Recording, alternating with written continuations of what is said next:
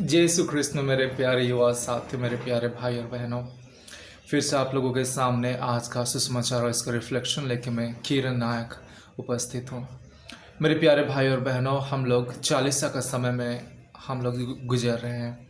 प्रभु यीशु की दुख भोग, उनकी ताड़ना, उनकी जो अंतिम समय था क्रूस पे मारे जाने से पहले, उस समय का हम लोग याद करते हुए, प्रभु यीशु के दुख भोग को याद करते हुए, हमारे पापों को क्षमा प्रार्थना करते हुए, याद करते हुए, मनन चिंतन करते हुए हम हमारा समय बिता रहे प्रभु की वचनों में। युवा साथियों, हर दिन प्रभु यीशु हमको एक नई शिक्षा देते हैं ताकि हम लोग प्रभु यीशु के और करीब जा सके। आइए आज प्रभु यीशु सुसमाचार के माध्यम से हम सभी को क्या नई शिक्षा देना चाहते हैं, हम लोग सुनेंगे। आइए आप सभी को मैं आमंत्रित करता हूँ आज का सुंदर सा सुसमाचार सुन के आज का दिन हम लोग शुरू करें। आज का सुसमाचार है संत लूकस के अध्याय 16 पद संख्याएँ 19 से लेके 31 तक। अध्याय 16 पद संख्याएँ 19 से लेके 31 तक। आइए सुनते हैं। अमीर और लाजरुस की दृष्टांत।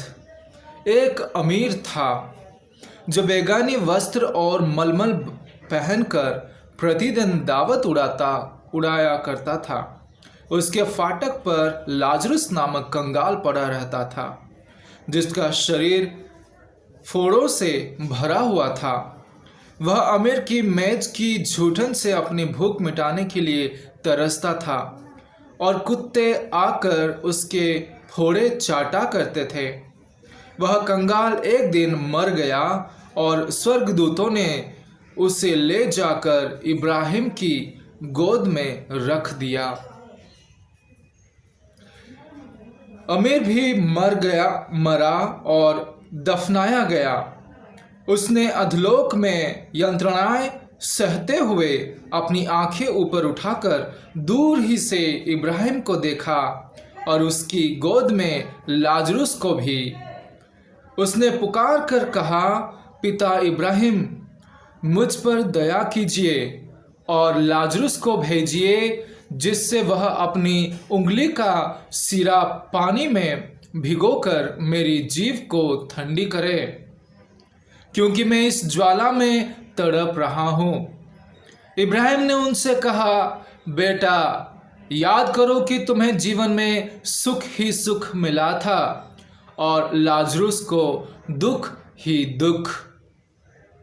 अब उसे यहाँ सांत्वना मिल रही है और तुम्हें यंत्रणा। इसके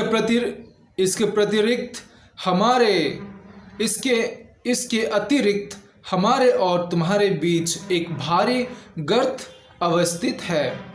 इसीलिए यदि कोई तुम्हारे पास जाना भी चाहे तो वह नहीं जा सकता और कोई भी वहां से इस पार नहीं आ सकता।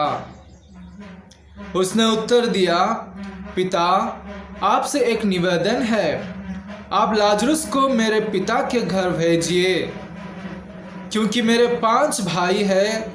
लाजरुस उन्हें चेतावनी देगा, कहीं ऐसा ना हो कि वे भी यंत्रणा के इस स्थान में आ जाएं। इब्राहिम ने उनसे कहा, मूसा और नबियों की पुस्तकें उनके पास है, वे उनकी सुने। अमीर ने कहा, पिता इब्राहिम, वे कहाँ सुनते हैं, परंतु यदि मुर्दों में से कोई उनके पास जाए तो वे पश्चाताप करेंगे। पर इब्राहिम ने उनसे कहा, जब वे मूसा और नबियों की नहीं सुनते, तब यदि मुर्दों में से कोई भी उठे तो वे उसकी बात भी नहीं मानेंगे। ये प्रभु का पवित्र सुसमाचार है।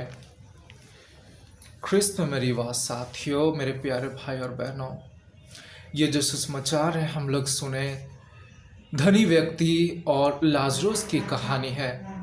धनी व्यक्ति एक ऐसा व्यक्ति था जो कि अपना संपत्ति के गर्भ में, अपना धन दौलत के गर्भ में हर रोज दावत उड़ाता था। कहने का मतलब है मौज मस्ती करके अपना जीवन को रंग रलिया से भरपूर करके आनंदमय शारीरिक और ये जो दुनिया की रंगरलिया में फंस के अपना जीवन को मौज मस्ती करके वो रोज दिन बिताता था। उसके पास बहुत सारे धन दौलत संपत्ति थी।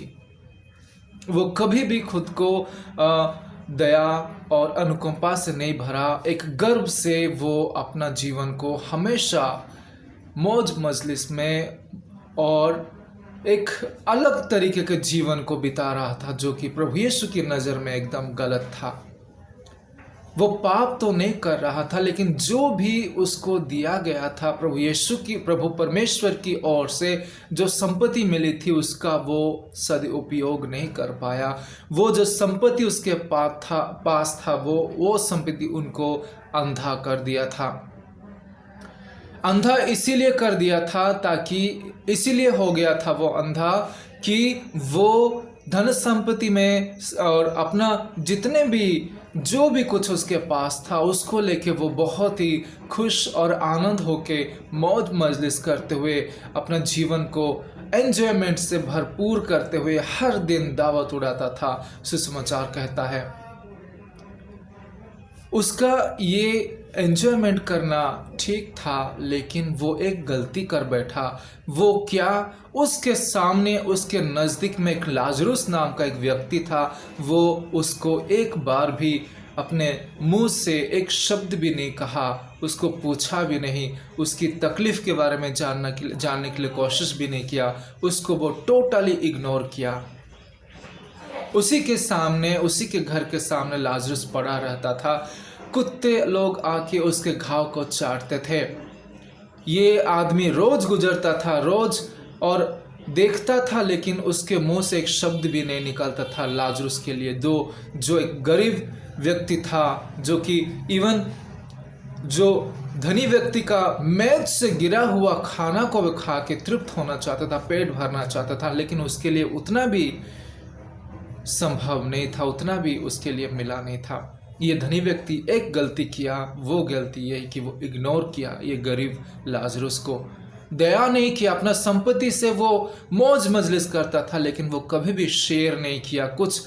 कुछ दया से, प्रेम से वो लाजरुस व्यक्ति को कुछ भी नहीं दिया। उसके घर के सामने लाजरुस पड़ा रहता था।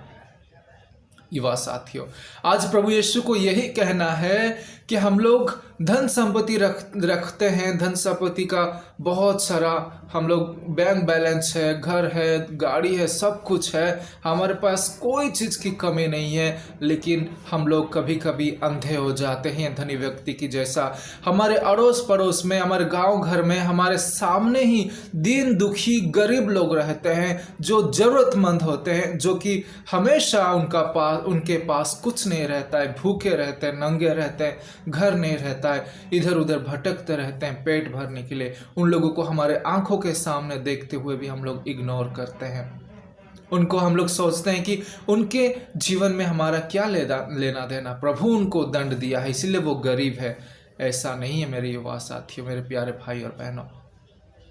अगर हम लोगों को प्रभु यीशु दिया है तो हम लोगों को शेयर करना है, उसको दूसरों के साथ बांटना है, और बांटने से कोई चीज़ कमी नहीं होती है, वो बढ़ती है। लेकिन आज का धनी व्यक्ति के जैसा हम लोग वैसा बन जाते हैं।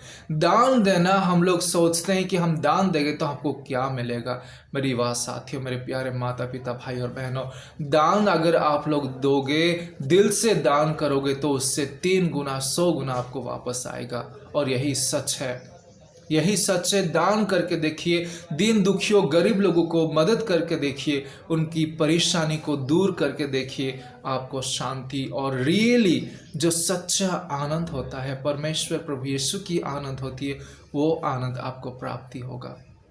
चालीसा का समय में हम लोग समय बिता रहे हैं, यही एक ऐसा मौका है, एक ऐसा समय है, हम लोग दीन दुखियों को, गरीब लोगों को, जो ज़रूरतमंद है, उन सभी को हम, अगर हमारे पास भरपूर है तो उनको भी थोड़ा हम लोग शेयर करें, उनको भी थोड़ा हम मदद करें खाने पीने में, या कुछ भी अर्थ की आकार में, पैसा हो, खाना पीना हो, या जाके उनके पास बैठ के सहानुभूति भी दे सकते हैं, बात भी कर सकते हैं। इतना भी हमारे साथ हो सकता है हम लोग कर सकते हैं, लेकिन हम लोग क्या करते हैं, टोटली इग्नोर करते हैं आज के धनी व्यक्ति के जैसा।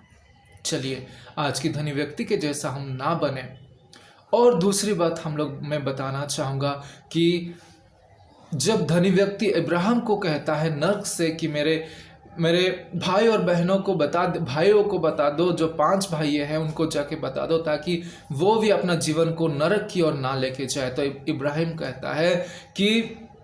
अब्राहम कहता है कि उन लोगों के पास नबियों की पुस्तक है, मूसा की पुस्तक है, उन लोग उसको देख के अपना जीवन को बदलेंगे। लेकिन जो धनी व्यक्ति कहता है उन लोग कहाँ सुनते हैं। सच बात कहता है, आज के समय में भी वैसा ही है। हम लोगों के सामने सब कुछ रखा गया है, हम लोगों के सामने बता दिया गया है कि ये हमारे जीवन में पाप हम लोग करेंगे तो उसका पाप का वेतन होता है मृत्यु, और हम लोगों का मृत्यु के बाद नरक में हम लोग इस धनी व्यक्ति के जैसा सड़ेंगे। अगर इस समय प्रभु यीशु की वचनों को हम लोग हमारा जीवन में लागू नहीं करेंगे, प्रभु यीशु की इच्छा के अनुसार अगर हम लोग जीवन को आगे नहीं बढ़ाएंगे, तो हम लोग इस धनी व्यक्ति के जैसा होंगे। प्रभु यीशु हमारे लिए आए, क्रूस पे चढ़े, खुद का खून बहाए, मृत्यु हो गए, उन बलिदान चढ़ गए और तीसरे दिन मुर्दा में जी उठे।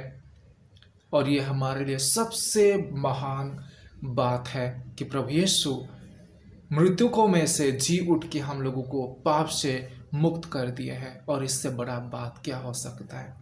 मेरी बात साथियों, हम लोग सभी कोई फ्री हो चुके हैं, प्रभु की फैमिली में, प्रभु की परिवार में हम लोग भाई बहन सदस्य बन चुके हैं। बस हम लोगों को क्या करना है, इस धरती पर जब हम जी रहे हैं तो हमारा जीवन को पवित्र रखना है, हमारे जीवन को प्रभु यीशु की वचनों के अनुसार आगे बढ़ाना है। मेरी बात साथियों, चालीसा के समय में खुद को पश्चाताप कीजिए, खुद का पाप को त्याग कीजिए, पवित्र और धार्मिक बनते हुए प्रभु की दुख भोग में भाग लीजिए। मेरी बात साथियों, आज के दिन के लिए मैं इतना ही कहना चाहूँगा। आप सभी को कृपा प्रदान करे परमेश्वर, और आज का दिन आप सभी के लिए शुभ हो। जय यीशु।